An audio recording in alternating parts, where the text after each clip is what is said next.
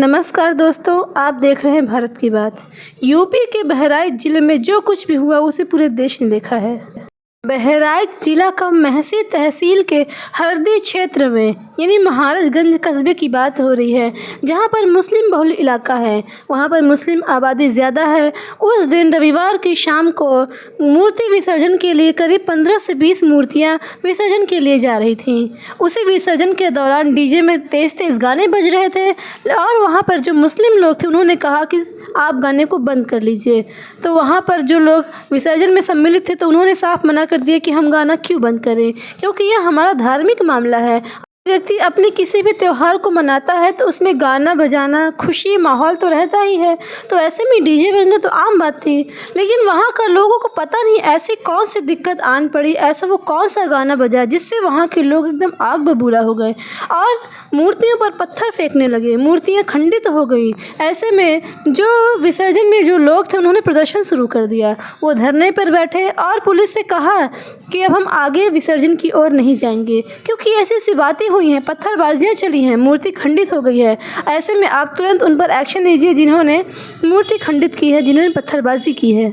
लेकिन सोचने वाली यह बात है कि जो यह दंगा हुआ है, क्या ये सोची समझी साजिश थी? क्योंकि दंगे के दौरान इतनी मात्रा में पत्थर कहाँ से आया? या तो लोगों ने पहले से ही तैयारी की रखी होंगी। और पत्थर के दौरान गोलियां भी गूंजी हैं पूरे इलाके में, तो गोलियां कहाँ से आईं? इतने सारे हथियार कहाँ से आए? क्या ये भीड़ पहले से ही आक्रामक तरीके से तैयारी की रखी थी कि विसर्जन में ये सब करना है और हिंदुओं को निशाना बनाना है? के बावजूद पुलिस को कार्रवाई करने के बजाय वहाँ के जो प्रदर्शनकारी थे, यानी जो हमारे विसर्जन में जो लोग सम्मिलित थे, उन पर ही लाठियाँ बरसाने लगी। ऐसे में गुस्साई भीड़ बहुत ही ज़्यादा आग बबूला हो गई। और उसी धरने के दौरान एक राम गोपाल नामक व्यक्ति एक मुस्लिम के घर पहुंचकर एक हरा झंडा निकालकर फेंक देता है और भगवा झंडा लहरा देता है। ऐसे कोई भी व्यक्ति हमारे घर में आकर यदि ऐसा करता है तो हम उस पर आक्रमण करते हैं, उससे मार पिटाई करते हैं या उसे धक्का देते हैं, भैया यहाँ से चले जाओ, ये सब मत करो, चीज़ गलत है। लेकिन वहाँ के लोग अलग ही लेवल के हैं। उन्होंने ये चीज़ नहीं करी, उन्होंने सीधा फायरिंग करी, धारदार हथियार से हमला किया।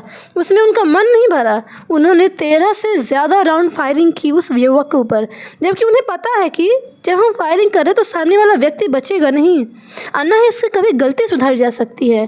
अरे कम से कम एक सुधरने का मौका तो दो। ऐसी कट्टरता किस काम की? एक इंसान दूसरे इंसान की जान को प्यासा है आजकल। पिस्टल से फायरिंग हुई और जो साइकिल के जो छोटे छोटे जो छर्रे होते हैं उस छर्रे को मिला करके फायरिंग की गई। बहुत सारे लोगों को घायल किया गया। अब ऐसे में गुस्साई भीड़, यानी जो विसर्जन में जो कर रहे यात्री थे, जिन्होंने विसर्जन में हिस्सा लिया था, वो इतने आग बबूला हो गए कि घरों में आग लगाने लगे, कारों में को फूंक दिया, इतने बड़े बड़े चीज़ों को नुकसान किया, अस्पताल में आग लगा दी, स्कूलों में, किसी को नहीं बख्शा। लेकिन जो हुआ बहुत गलत हुआ। जो विसर्जन के जो लोग थे वो क्या किसी दंगे के लिए आए थे? उन्होंने सिर्फ विसर्जन, उन्होंने सोचा कि हमारा त्यौहार है, मूर्ति विसर्जन की जाती है जिस दिन विसर्जन का दिन होता है, जिससे वो अगले दिन अगले वर्ष अच्छे से आ सके, हम उसे धूमधाम से अपने त्यौहार को मना सकें।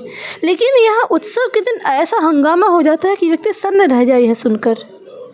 जो लोग मूर्ति विसर्जन के दौरान उस उत्सव का हिस्सा थे वो भी चाहते तो मूर्ति में बम, गोले बारूद, पत्थरबाजियाँ सब कुछ छुपा कर ला सकते थे। वो भी चाहते तो पिस्टल वगैरह का अरेंजमेंट कर सकते थे, लेकिन उन्होंने ऐसा कुछ नहीं किया, क्योंकि वो दंगा नहीं चाहते थे। वो सिर्फ अपने उत्सव को धूमधाम से मनाकर अपना विसर्जन चाहते थे, ताकि मूर्ति अच्छे से विसर्जित हो जाए, क्योंकि ये हर वर्ष का त्यौहार है, साल में एक ही बार आता है। लेकिन यही ईद, मुहर्रम और न जाने रमज़ान क्या क्या, हर महीने कुछ न कुछ तो लगा ही रहता है। इनके तो जुलूस निकलते हैं आराम से।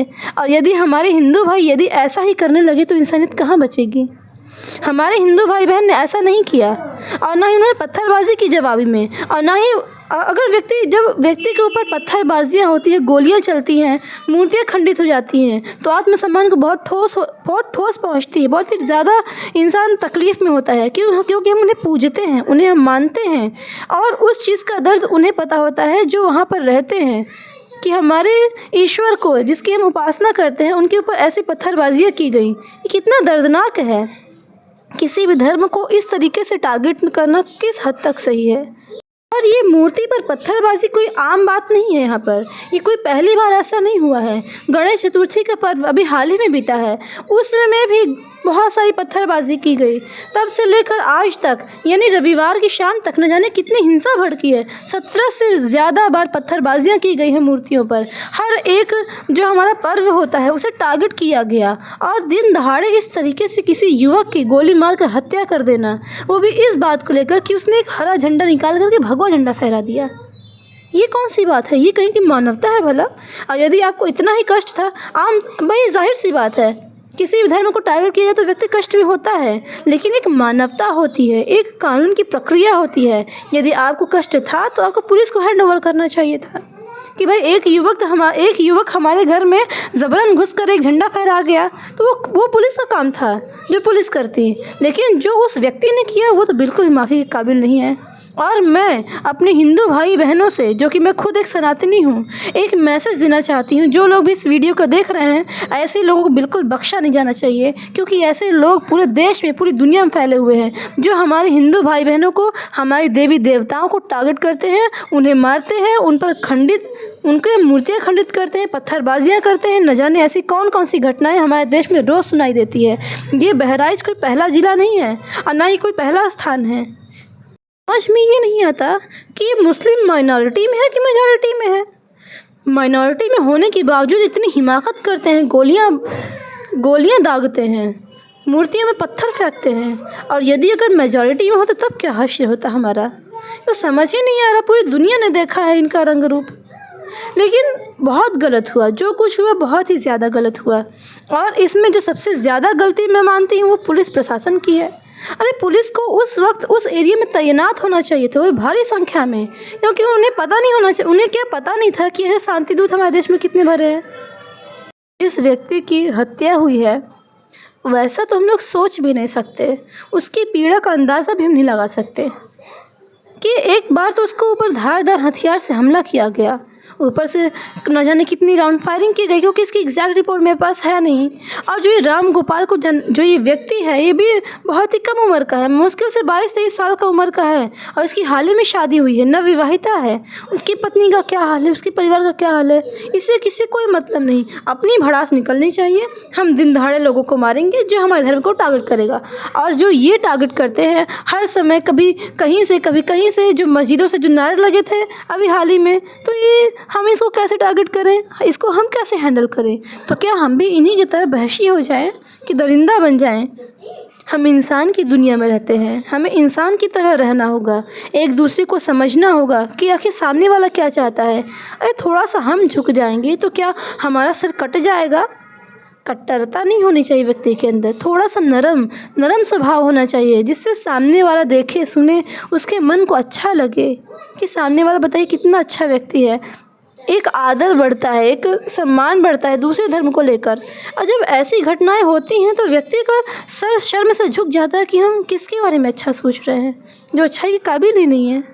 मेरे भाइयों और बहनों, आपको याद होगा नुपुर शर्मा का वो बयान, एक बयान की वजह से पूरे देश में, पूरी दुनिया में दहशत फैल गई थी। सर तन से जुदा के नारे लग रहे थे, न जाने कितनी तोड़ फोड़ की गई। पूरे देश के मुसलमान इकट्ठा होकर छाती पीट पीट कर चिल्ला रहे थे कि उसका सर तन से जुदा होना चाहिए। लेकिन यही फ़र्क है, सिर्फ यही एक फ़र्क है, हमारा हिंदू भाई मरा है लेकिन कहीं पर भी कोई प्रोटेस्ट नहीं हो रहा है, और ना कोई नेता न पार्टी इस बारे में बात करना चाहता है। लोग उनको डिफेंड कर रहे हैं जिन्होंने गोलियां चलाई। बस यही बहुत बड़ा फ़र्क है हिंदू और मुस्लिम में। मैं सारे समुदाय का बहुत ही हृदय से मैं सम्मान करती हूँ, लेकिन जब इस तरीके की घटनाएं सामने आती हैं तो जो ये सम्मान है वो धूल में मिल जाता है, और जो एक घृणा की भावना है वो दिन पर दिन जागृत होती है। ऐसे में हम किस पर विश्वास कर लें? राम गोपाल मिश्रा की जिस तरीके से एक दरिंदे की तरह हत्या की गई, अभी तक हालांकि उसकी पोस्टमार्टम रिपोर्ट नहीं आई है और जल्द ही आ जाएगी, क्योंकि इसका प्रोसेस तो चालू ही होगा। लेकिन पुलिस वाले इतने नाकामी, इतने निकम्मे होंगे ये तो पता नहीं था कि एक व्यक्ति की जान गई है। इस चीज़ का किसी को कोई रियलाइजेशन नहीं है कि किसी इंसान की जान गई है, जान कभी दोबारा वापस नहीं आती। इंसान को ज़िंदगी एक ही बार मिलती है, चाहे उसे एक इंसान अच्छे से जी ले और चाहे एक दरिंदा बनकर जी ले। लेकिन जब एक पोस्टमार्टम रिपोर्ट आएगी उससे बहुत सारे खुलासे होने वाले हैं और बहुत सारे लोगों का यह भी दावा है कि पहले उसके प्लास से नाखून नोचे गए हैं। अब ये तो मुझे इतना आइडिया नहीं है, लेकिन जैसे ही रिपोर्ट आएगी मैं उस पर भी एक वीडियो ज़रूर बनाऊंगी। मेरा एक ही मैसेज है सारे सनातनियों से कि एकजुट हो जाओ और कोई भी लड़ाई मिलकर लड़ेंगे तो किसी के दम नहीं है कि हमें हरा सके। जो कुछ भी हुआ बहुत गलत हुआ। लड़ाई की आवाज़ इतनी ऊंची गूंज होनी चाहिए इसकी कि पूरी सत्ता हिल जाए, पूरा विरोधी हिल जाए और सबको सिर्फ एक ही मैसेज जाना चाहिए कि हिंदू को मत छेड़ो।